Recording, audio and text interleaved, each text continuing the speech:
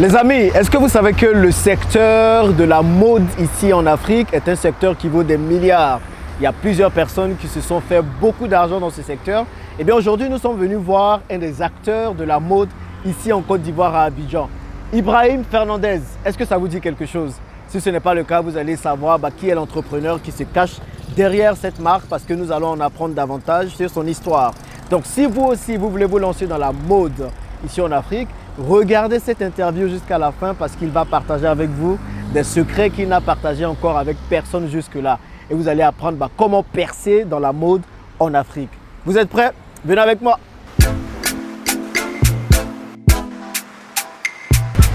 Nous sommes ici dans son showroom et c'est ici que nous allons discuter avec lui. Je vais rapidement me changer parce que je vais prendre une tenue avec lui et puis nous allons passer à l'entretien tout de suite.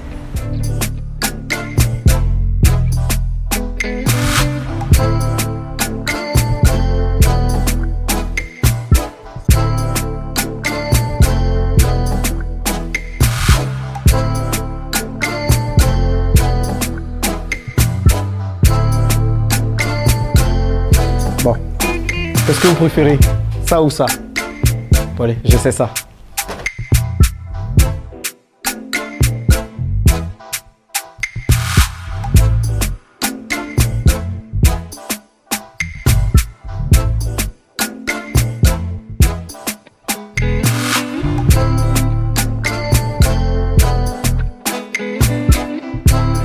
Bonjour Ibrahim. Bonjour Jean-Yves. Comment vas-tu? Ça va très bien. Merci de nous recevoir dans cet excellent showroom qui est très bien décoré. Vraiment, je suis très admiratif du travail que tu fais et c'est un honneur d'être là en présence de toi aujourd'hui. Est-ce que pour commencer, tu peux te présenter et dire qui est Ibrahim Fernandez? Ok, je suis Ibrahim Fernandez, créateur de mode ivoirien.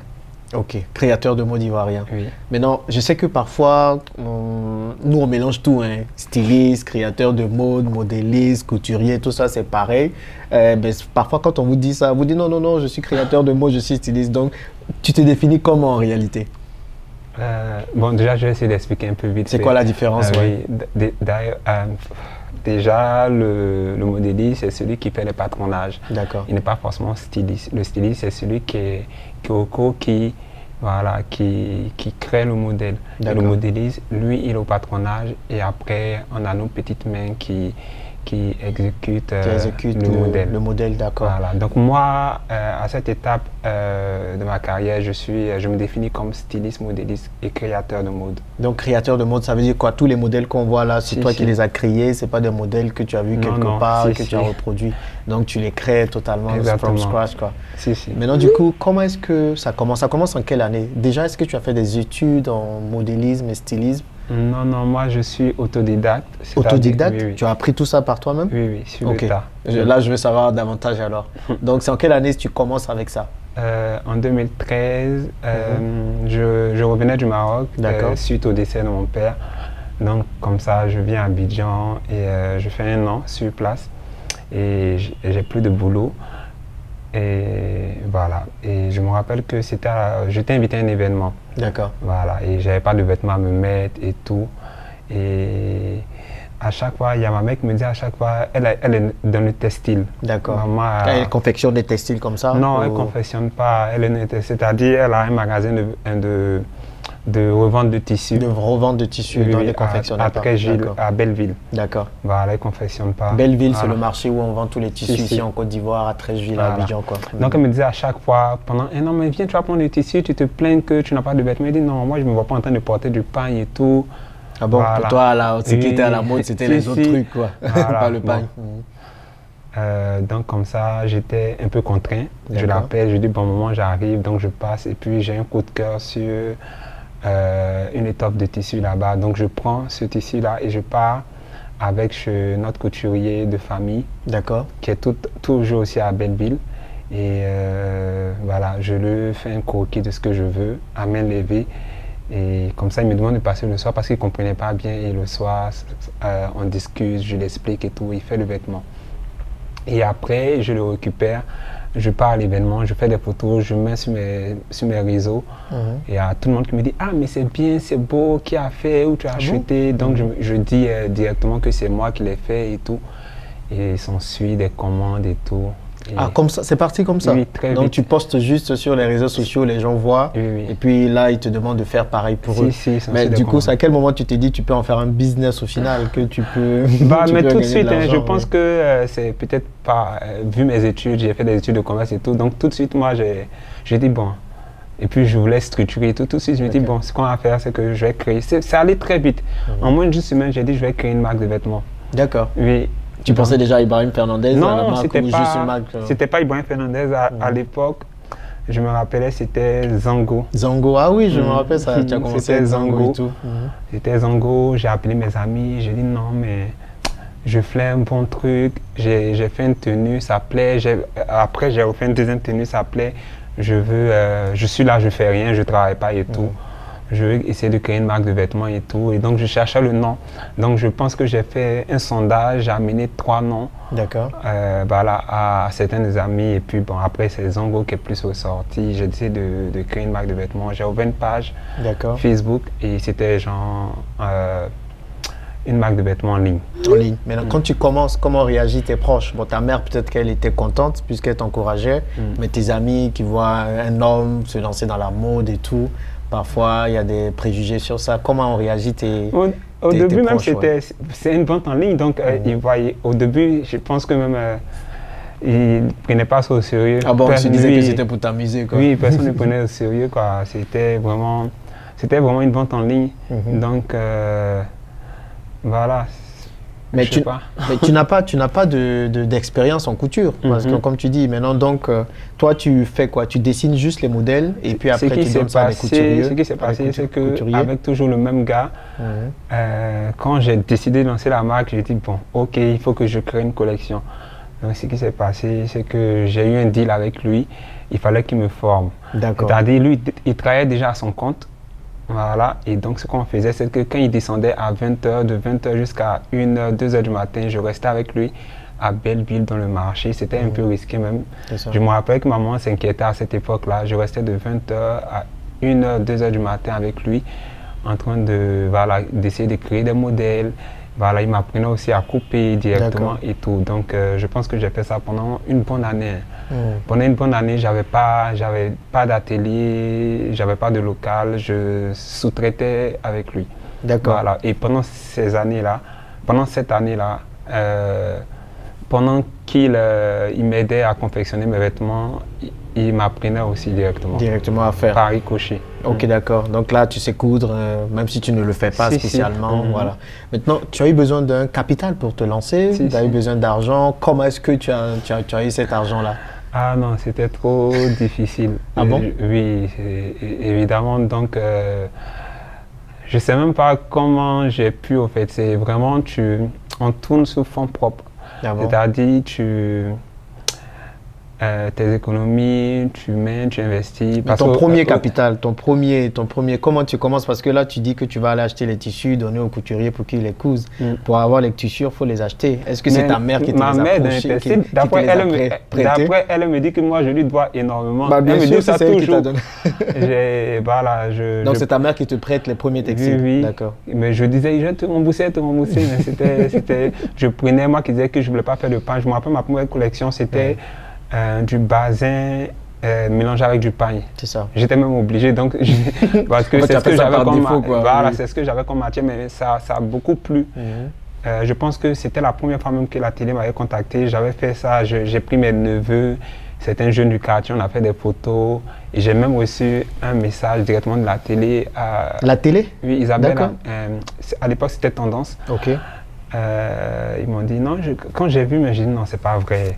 Je croyais pas, je pensais que c'était une blague. Ils disent non, ce que tu fais, c'est beau, c'est frais et tout. Donc j'avais fait un mélange de basin. Ils ont trouvé ça audacieux. C'est ça. Voilà, c'était du basin mélangé à du pain. Du pain. Même le basin pour la collection, là, j'avais même pas acheté. C'était des chutes de basin que j'avais prises. Que tu as prises, ouais, et tout. Donc après, avec l'argent que j'ai fait avec ça, j'ai réinvesti. Je rachetais maintenant du tissu et tout. Voilà. Ok, donc maman a aidé au début. Maman a beaucoup aidé. Beaucoup aidé pour avoir le truc. Maintenant, comment tu as payé Pas le financièrement, couturier? mais en tout cas, en donner le matériel, le matériel. Mais comment du coup tu as payé le couturier? Où est-ce que tu as tu as eu l'argent pour le payer au départ ou bien lui, vous avez cousu et puis après Oui, tu en viens, fait, voilà. voilà, c'est en sous-traite. Donc, tu peux lui donner une avance et quand tu vends, tu viens, tu lui verses le reste et Le tout. reste et tout, Oui. quoi. Mais c'est bien parce que tu mets vraiment en valeur les motifs, les pagnes, les textiles africains. Oui. Quand je dis c'est bien, là, ce que je porte, c'est aussi si. bien. Maintenant, je trouve que c'est des modèles assez fins, les finitions sont très fines, tu vois, parce que parfois tu prends des vêtements de chez quelques couturiers, les finitions sont un peu bizarres, il y a des fils qui pendent par-ci, par-là. Toi, je vois que tu mets beaucoup de soin dans ce que tu fais et certainement, tu ne cibles pas tout le monde. Donc peut-être la question, c'est de savoir qui est ta cible, qui est-ce que tu vises avec Ibrahim Fernandez. Je déteste même qu'on me dit, j'aime pas qu'on me dit j'habite les stars ou bien je suis le signe des stars. Vraiment, moi, c'est pas. Ces stars-là sont à la base mes clients. D'accord. Que ce soit des stars, que ce soit des influenceurs, c'est à la base mes clients. Voilà. Moi, ma cible, c'est plutôt même une tranche d'âge. Hein. C'est pas forcément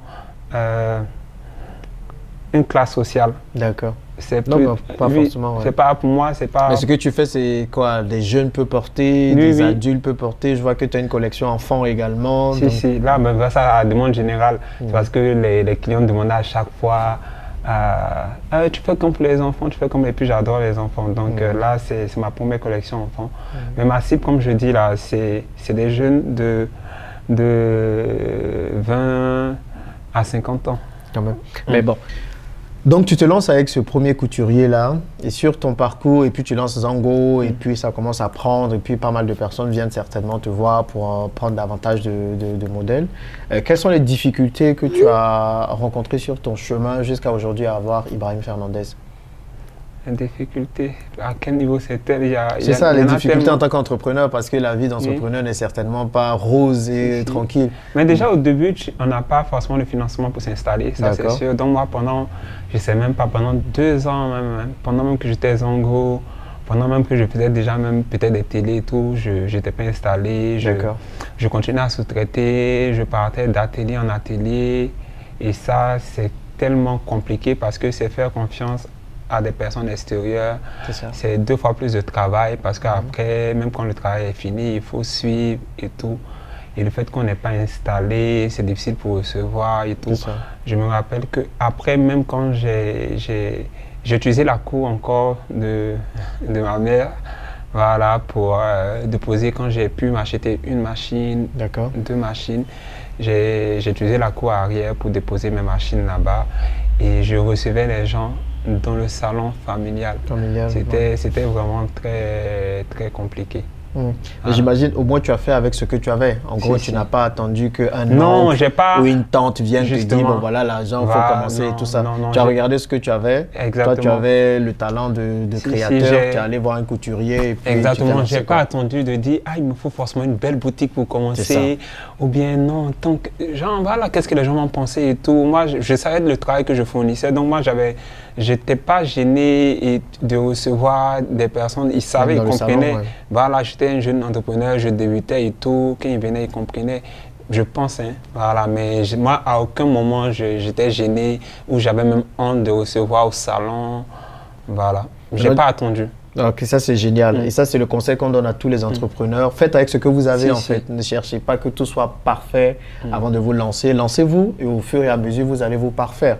Aujourd'hui c'est un excellent showroom que tu avais. Tu as commencé dans le salon de ta mère, tu vois. Et c'est important de commencer avec ce qu'on a. Maintenant, comment tu pars de Zango à Ibrahim Fernandez?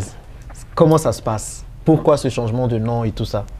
Déjà, je pense que j'avais commencé à faire des Fashion Week au Ghana, et voilà, dans certains pays anglophones. Et quand je partais à chaque fois, quand on appelait le design à la fin, on disait Zango. Et souvent dans les coulisses, on t'appelait Zango. On m'appelait Zango, donc on pensait que c'était mon nom. C'est ça. Et ça, après, j'ai un promoteur d'événements là-bas qui m'a dit, mais t'as un beau nom, Ibrahim Fernandez, pourquoi tu n'utilises pas ton nom et tout? Et ça m'a fait tic. Et quand je suis rentré sur Abidjan, j'ai demandé encore à mes amis, mais est-ce que ce serait intéressant si j'appelle ma marque Ibrahim Fernandez? Ils m'ont dit, mais on attendait que ça. Pourquoi? Oui, c'est un beau nom. Parce que c'est ce que les autres font. Voilà, et puis j'ai pensé, voilà, c'est ce qui va rester, tout ça. Et donc, Et puis en plus, je ne voulais pas Ibrahim Fernandez parce que c'était moi-même m'exposer, me mettre au devant. D'accord. Tu voulais rester caché. Voilà, parce qu'il faut dire que tu n'aimes pas vraiment trop être devant de la scène. J'aime pas tout ce qui est autour, devant de la scène, tout ça.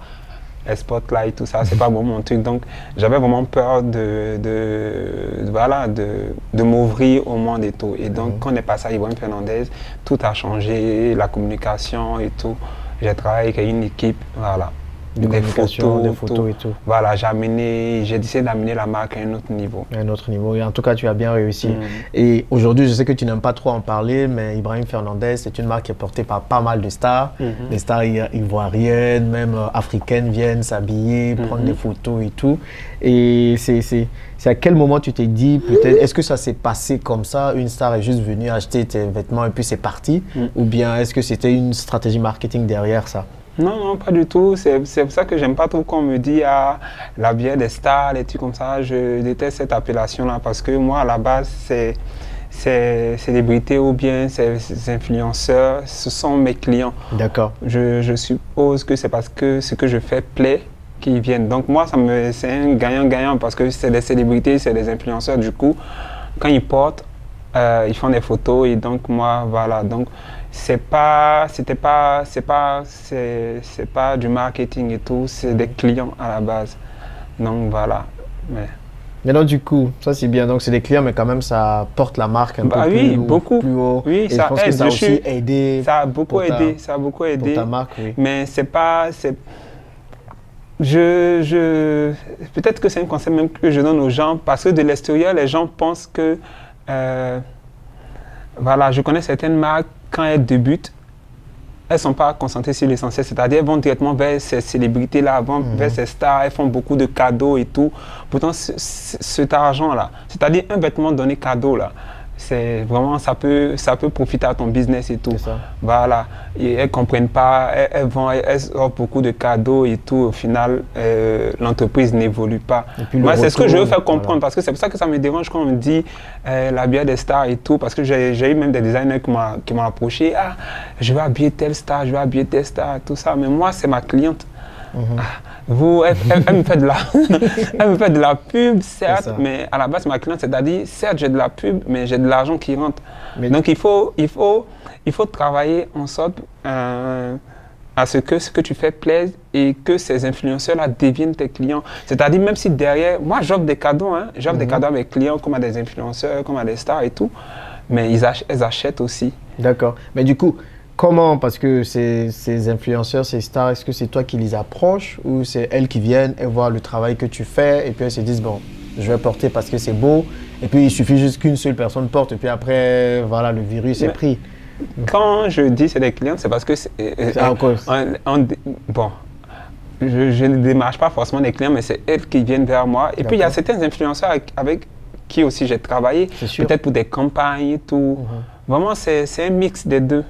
Mais c'est pas vraiment parce que ici en Afrique, les gens ont tendance à croire que dès qu'on habille forcément soit un animateur de télé et tout, mais peut-être ça, ce qui a été fait pendant aussi longtemps, c'est que c'est des vêtements gratuits et tout. C'est pour ça que moi, sciemment, on ne voit pas beaucoup de mes vêtements dans beaucoup de plateaux télé et tout. Voilà. S'il y a un vêtement dans un plateau télé, c'est que derrière, même si c'est pas... Je sais que derrière, il y a un certain apport. C'est que cette émission-là a une certaine audience. Ou bien, je ne sais pas, mais je ne fais jamais rien pour rien. En tout cas, en ce qui concerne mon entreprise. Ton entreprise. Il y a beaucoup de personnes qui veulent se lancer dans la mode. Et il y a d'autres qui sont même déjà dans la mode et qui n'arrivent pas forcément à percer. Moi, je sais que peut-être, ou bien je me dis, quand j'analyse ta percée, ça a été aussi beaucoup grâce aux réseaux sociaux. Parce que tu es assez présent sur les réseaux sociaux. Donc, quels seraient les conseils que tu donnerais à tous ces stylistes en herbe qui veulent aussi gagner leur vie avec la mode, le stylisme et tout ça en Afrique? Moi, ce que j'aime dire, c'est déjà de connaître sa cible. D'accord. C'est-à-dire, tu peux avoir tout, tu peux avoir du talent, tu peux voir même tout, mais si tu ne connais pas ta cible, c'est zéro. Parce que tu peux produire plein de vêtements et puis ça ne sort pas. C'est ça. Moi, je sais que quand je fais, en général, je suis toujours en rupture de stock ou bien mes rayons sont en général assez très vite vides parce que je connais ma cible. Je sais que quand je fais sortir ça va partir. Voilà, il faut travailler selon sa cible. Maintenant, du coup, quand tu dis connaître sa cible, c'est quoi exactement? À peu près, c'est savoir, est-ce que je cible des femmes, des enfants, d'un tel âge? Oui, tu sais, en tant que designer, tu sais ce qui plaît, par exemple, aux personnes qui viennent vers toi. Peut-être au début de la marque, tu peux te chercher, tu peux faire des ratés et tout, mais au fil du temps, tu commences à comprendre ce qui plaît, ce qui sort le plus. Dès que tu commences à comprendre ce qui sort le plus, ce qui plaît, ce qui te rapporte énormément, tu commences à travailler. Ça reste une entreprise, les gens oublient au fait. Donc, tu commences à travailler autour de ça et voilà. D'accord. Après, le reste, ça suit. Ça suit. Donc, la cible moi, c'est la cible. Maîtriser sa cible, maîtriser sa cible, puis travailler autour et tout, voilà. Tout. Et du coup, ta cible va amener, bien, tes clients vont faire venir d'autres clients et puis ça va parce que c'est ça. Les gens viennent chez tel designer parce qu'ils trouvent que ses vêtements sont minimalistes. Bon, moi, je parle de moi, mes vêtements sont minimalistes, souvent colorés et tout. Ils vont aller chez un autre designer parce que peut-être ils recherchent des vêtements avec beaucoup d'informations et tout. Voilà, parce que moi, je connais ma cible. Mais quand tu te mets à tout faire et tout, il y a des choses que tu vas forcément pas bien faire. C'est ça. Voilà. Ok, donc il faut choisir un canal en plus de sa cible. Voilà. Donc du coup, la cible, on choisit vraiment... Il faut être concentré, comme on dit chez nous. Quoi. Faut pas faire tout et puis finalement, tu ne cibles personne. Si. Et c'est quoi les autres ingrédients pour avoir une marque reconnue? Ici, on parle de tout. Ici, on donne tous les secrets pour avoir une marque reconnue, en plus des réseaux sociaux, de la cible. Moi, les réseaux sociaux, voilà, tu parlais de ça. Oui, les réseaux sociaux, moi, je pense que ça m'a... Voilà, j'ai Instagram. Moi, c'est plutôt... Je ne sais pas si je peux dire. Il n'y a pas de souci, tu l'as déjà dit. Donc, moi, c'est Instagram, ma plateforme. Voilà, je pense que je fais 80% de mes ventes via Instagram. C'est bien. Oui, les réseaux sociaux. Et puis, en plus aussi, j'ai une relation particulière avec mes clients. Donc, du coup, j'ai créé une sorte de communauté. D'accord. Je les appelle maintenant Nandi et tout. Et du coup, quand on regarde mon compte Instagram, mon feed, je poste beaucoup mes clientes. D'accord. Contrairement peut-être à... Après, c'est la vision de la marque. Chaque marque a...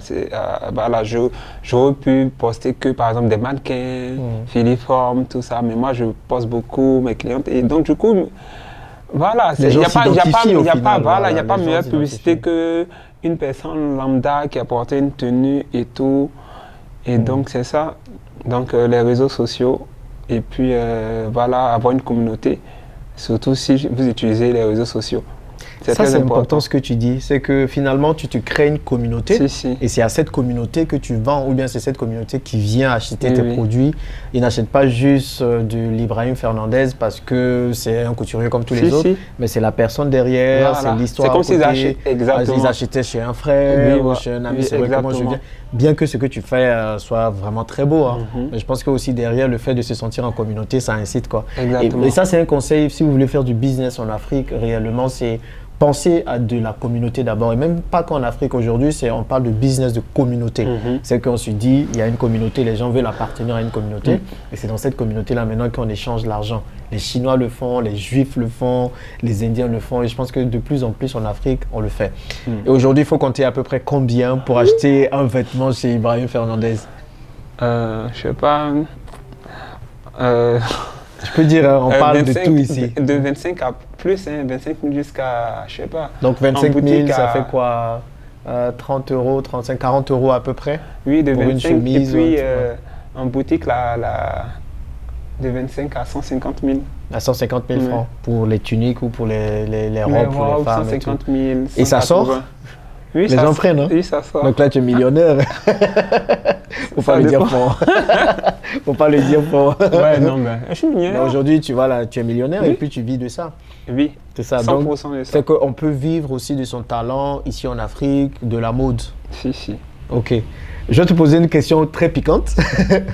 Il y a beaucoup de préjugés autour de la mode, hein, on va être clair. C'est qu'il y a beaucoup de personnes qui se disent tous ceux qui réussissent dans la mode aujourd'hui, c'est forcément parce que des choses se sont passées, soit ils ont dû clairement coucher avec d'autres personnes ou tout ça. Toi, qu'est-ce que tu en penses, toi qui es dans le domaine, est-ce que forcément pour réussir dans ce domaine-là, il faut forcément faire ces choses? Non, c'est n'importe quoi. Au fait, je dis ça parce que c'est pas un truc qui a très forcément à la mode parce que je pense que dans tous les domaines de métier, voilà, souvent quand une certaine personne a du pouvoir, et peut utiliser ce pouvoir-là pour avoir certaines faveurs et tout. Mais moi, déjà, j'ai jamais eu affaire à ça parce que je me suis fait seul. Voilà, je me suis fait seul. D'accord. Voilà, et puis aux alentours, j'ai pas vu ça en tout cas. T'as pas vu ça? Il n'y a pas eu besoin de faire ça, quoi. Si. Mais est-ce que le talent seul, ça suffit pour réussir dans la mode, au final? Parce qu'on en voit beaucoup qui ont du talent, mais forcément, ça ne prend pas à un certain moment. Donc, est-ce que le talent seul suffit? Pas vraiment. Hein. En fait, c'est ce que je dis là, ça dépend de la vision qu'on a pour son entreprise. Et puis, ça dépend même si tu considères que ce que tu fais est une entreprise. C'est ça. Voilà. Déjà, il y a beaucoup de choses. Aussi, ouais. Après, maintenant, il y a beaucoup de jeunes qui commencent à comprendre et tout, et qui savent qu'il faut peut-être avoir, je sais pas moi, peut-être un comptable, c'est une entreprise, il ne faut pas que tout l'argent qui rentre là, c'est pas ton argent, c'est l'argent de l'entreprise, ça ne rentre pas dans ta poche. C'est ça. Voilà, il y a beaucoup de choses, ça dépend de la vision qu'on a. Donc toi, tu penses que c'est parce qu'il n'y a pas de formalisme. Les gens, ils se disent que c'est pas structuré. Voilà. Alors que structuré, ça peut permettre vraiment de pouvoir... Et puis on n'a même pas besoin, même au début... Encore, je reviens à ma mère aussi. Moi, par exemple, quand je gagnais certaines sommes, ça ne venait pas de ma poche. Je n'avais pas d'argent pour me prendre peut-être un comptable et tout, mais je donnais à ma mère pour garder, simplement, pour les dépenses futures et tout. Même quand j'ai construit le premier showroom à Varakori, je pense que c'était le cachet, j'avais travaillé à Bitsco. D'accord. Mon premier cachet qu'on m'a donné en entièreté, je l'ai gardé. C'était assez, mais ce n'était pas suffisant. Et j'ai complété avec 2 mois de travail et j'ai construit le premier showroom à Varakori. D'accord. Je n'ai pas tout de suite mettre dans la poche pour faire des voyages et tout, non. Donc c'est quand même arrivé à se priver, ne pas forcément utiliser les premiers revenus de son business. Mais ça c'est important parce qu'il y a beaucoup qui assimilent business et leur fonds personnel. C'est aussi parce que les gens ont besoin de ça pour vivre au final. Donc il faut arriver à se dire, j'ai une entreprise et puis je me verse un salaire. Et puis, c'est avec ça que je vis. Mais forcément, tu ne vas pas te verser un gros salaire de ton entreprise. Moi, je ne me suis pas versé le salaire même pendant un bon moment. Pendant un bon moment, parce que l'entreprise pendant un bon moment, l'entreprise ne faisait pas de bénéfices même. Ça. Je considère qu'elle... Voilà. Mais du coup, tu vis comment si tu ne te lances pas de bénéfices, si tu ne te donnes pas un salaire? On vit au jour le jour. C'est ça. C'est de tout ça la difficulté. Tu vis au jour le jour, tu investis. Et puis, il faut aimer aussi ce qu'on fait. C'est vrai qu'on parle de business et tout, mais il faut aimer aussi ce qu'on fait. Parce que sinon, c'est difficile, tu ne pourras pas. Donc, moi aussi, j'aimais... En fait, ce qui me faisait tenir, c'est du fait que certains clients venaient, ils étaient satisfaits, ils étaient heureux. Ils ne voyaient pas tout le travail qui était derrière, mais c'était un peu moi, ma force et tout. Je me nourrissais de ça, au fait, de la satisfaction de mes clients. Donc, pendant longtemps, je ne faisais même pas de bénéfices, mais ça ne se voyait pas parce que je réinvestissais tout le temps dans mon business. Mais au final, tu as commencé sans que ce soit une passion. Tu as commencé parce que tu avais besoin d'argent. Et comment finalement tu es arrivé à rendre ça une passion C'est ce qu'en Afrique, on aime dire Dieu donné, entre guillemets, parce que je me suis surpris. Aujourd'hui, là, c'est impossible, je ne me vois pas. Je me dis, mais comment j'ai pas vite compris. Ma mère me disait tout le temps que si on savait, on n'allait pas te payer des études. Mais je lui ai dit, maman, mais c'est pareil, parce que aussi on pourrait payer des études de couture. C'est ça. Et puis finalement, tu n'allais pas aimer la couture aussi. Maintenant, je veux qu'on parle un peu de ton parcours d'entrepreneur, en réalité. Parce que derrière tout ça, on a parlé d'entreprise et tout, donc tu es un entrepreneur. Selon toi, quelles sont les qualités que tu as dû mettre en avant pour réussir en tant qu'entrepreneur? Quelles sont les qualités que tout entrepreneur devrait avoir pour réussir? La patience. La patience? La première chose, pourquoi? Oui, la patience, parce que c'est pas facile forcément. C'est ça. Il faut être patient. Il faut avoir un objectif aussi. Voilà, genre savoir où on veut aller. Moi, ma manière de fonctionner, c'est que moi, chaque début d'année, je me fixe un objectif et puis je me dis, en un an, là, il faut que je l'atteigne. D'accord. Donc, je travaille en fonction de ça. Et ça a toujours fonctionné. C'est-à-dire, je ne pars pas dans tous les sens. Je me dis, bon, cette année, je travaille pour ça. Tu te donnes un objectif, je me donne cet objectif je veux faire ça, je veux faire ça. Et je travaille en fonction. Voilà. Et quels sont les challenges que tu as connus sur ton parcours? Internet que j'ai. Les challenges que tu rencontres même aujourd'hui, hein, parce que gérer une entreprise comme ça, des couturiers derrière, tu as forcément beaucoup de personnel. Quels sont les challenges que tu rencontres quotidiennement? Bah déjà, même l'histoire même de cet imprimé-là, c'est un challenge en lui-même.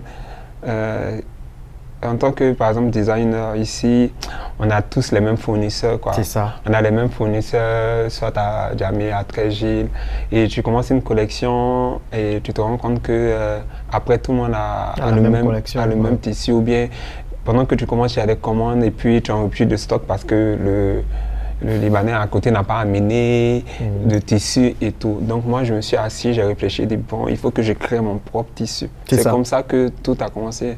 Ah, ça c'est ton propre tissu en plus. Oui, donc là, tu maîtrises la chaîne de bout en bout. Tu imprimes tes tissus, tu fais la couture. Bon, quand tu dis les tissus, on parle de ça. On parle de l'imprimé. Mais ça reste, voilà. Ça, tu achètes, tu as des fournisseurs pour ça. L'imprimé, c'est... Oui. D'accord. Tu penses que c'est une façon de se démarquer aussi? Oui, je pense que c'est car cet imprimé a rendu ma marque forte. En tout cas, c'est très beau. Oui, parce que c'est la signature Ibrahim Fernandez. C'est devenu vraiment une identité. Au fait, aujourd'hui, tu portes cet imprimé partout. On sait, c'est Ibrahim Fernandez et tout. Donc, voilà. D'où est-ce que tu tires ton inspiration aujourd'hui? Qu'est-ce qui te permet, quand tu crées tes modèles et tout, d'être inspiré? D'où est-ce que ça vient? On va dire comme tout le monde, de Dieu. De Dieu? Les gens toujours disent ça, mais c'est vrai. Parce que après, il y a des choses qui ne s'expliquent pas. C'est ça. Mais est-ce que tu ne tires pas ça de la vie quotidienne? Oui, quand tu sors, Dieu, tu vois des choses, de la vie quotidienne. Et puis, moi, je pars du principe que la création, c'est vraiment la sensibilité de tout un chacun, peut-être de son enfance. C'est pas des choses qu'on peut expliquer. Donc, c'est par rapport au parcours de vie et tout. Donc, voilà, la sensibilité et tout. C'est pour ça que chaque designer est différent. Ok. Et aujourd'hui, quel rapport tu as avec tes clients? C'est vraiment des amis au final? Ou bien ça reste très platonique? Tout ça, c'est pour aider tous ceux qui veulent se lancer dans la mode aujourd'hui. Moi, en tout cas, mes clientes, c'est mes non-dits, en fait. Donc, je suis très proche de mes clientes. Il y a des clientes qui sont devenues des amis et tout. Voilà, je suis très ouvert, je suis très à l'écoute. Et voilà. Ok. Et quelles sont pour toi les facultés qu'il faut développer quand on est entrepreneur en Afrique? Parce que l'Afrique, il y a d'autres réalités. Créer son entreprise, parfois ça prend du temps, parfois ça n'arrive même pas. Il faut penser à un comptable compétent. Donc pour toi, quelles sont les clés qui permettent de réussir dans un environnement africain? Bon, c'est celui que tu maîtrises le plus. Maintenant, quels sont les conseils que tu pourrais donner à toute personne qui veut entreprendre dans un environnement pareil, que ce soit des gens qui viennent de la diaspora ou des gens qui sont ici? Moi, je vais parler pour ce que je connais, la mode. Clair. Voilà. Donc, déjà, j'ai certaines marques. Si c'est pour entreprendre en Afrique, vraiment en Afrique, voilà, si ta cible, c'est ta cible africaine d'abord et tout, par exemple, il y a certaines marques qui viennent, qui ouvrent, mais qui ne proposent pas forcément ce que les Africains portent. Voilà. Qui veulent faire comme les Occidentaux et tout, donc souvent ça ne décolle pas. C'est ça. Déjà. Et moi, ça revient toujours à ce que je dis depuis le début, la cible. En fait, pour moi, c'est vraiment essentiel. C'est vrai que c'est vraiment essentiel. Tu es en Afrique, tes premiers clients sont autour de toi. Donc voilà, c'est vrai qu'il y a les réseaux sociaux.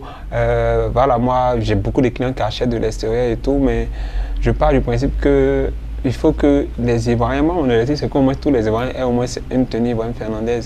Déjà, tu vois. Donc c'est ce que je dis et je redis. Vraiment la cible. La cible. Je ne sais pas comment définir ça. Je ne sais pas comment le dire. Mais vraiment, c'est très important. Comprendre l'environnement. C'est ça. Voilà, faire une étude et comprendre l'environnement quand tu viens t'installer quelque part et tout. Et puis s'adapter. Ok, super. Voir ce que les gens portent, ce que les gens aiment. Et puis s'adapter, faire selon. Selon, ok. Ok, bah merci beaucoup Ibrahim Fernandez pour ce temps. Merci, en tout cas, quel est le mot que tu as, le mot de fin, un conseil que tu donnerais à toutes ces personnes qui veulent se lancer dans l'entrepreneuriat et tout? Quel serait-il? Ok, en fait, souvent on entend, on lit ça beaucoup sur les réseaux sociaux, les entrepreneurs qui disent « Ah, moi j'ai commencé de rien et tout », et puis tu vois souvent en bas les commentaires, mais c'est faux, des trucs comme ça, mais c'est possible. C'est vrai qu'on ne dit pas on a commencé des 0 francs et tout, voilà, on commence toujours avec quelque chose, mais c'est vraiment possible. Il ne faut pas hésiter, il faut croire en ses rêves, il faut être persévérant, il faut être patient. Et puis j'aime dire, il faut rester concentré, voilà. C'est ça. Bah, restez concentrés, c'est exactement le mot de la fin. Restez concentrés sur la chaîne L'Investisseur Africain. Et puis, si vous êtes de passage à Abidjan, n'hésitez pas à venir voir le showroom d'Ibrahim Fernandez. C'est super classe, c'est super bien. Il propose du prêt-à-porter. Il fait aussi du sur-mesure. Je suis convaincu que vous allez être satisfait ou satisfaite de ses réalisations. Et puis, bah, merci beaucoup à toi. Merci. Et à vous, je vous dis, on se retrouve dans une prochaine vidéo, une prochaine interview pour parler de parcours inspirants d'entrepreneurs sur le continent. À plus. Merci Ibrahim. Merci.